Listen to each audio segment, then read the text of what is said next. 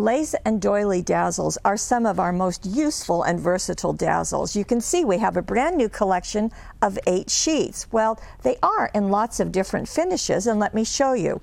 We've taken 2 sheets and done them each in 4 different finishes. So this is the first one. You can see the lace down there, the lace flowers. You have some words, you have some other embellishments. Now, those of you who are scrapbookers, you'll appreciate that these borders are in 6-inch lengths. So just put 2 of them right next to each other and you've got a 12-inch border.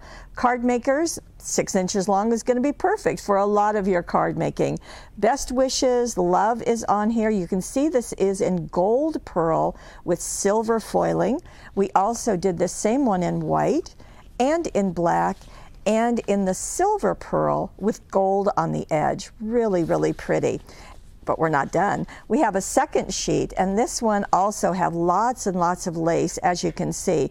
Same finishes, the gold pearl with the silver foiling just really makes those stand out. And let me just lift this. They lift easily, and Houston, can we get a little closer? Just to show you the intricacy of that lace, really striking. The silver foiling just really makes it stand out also.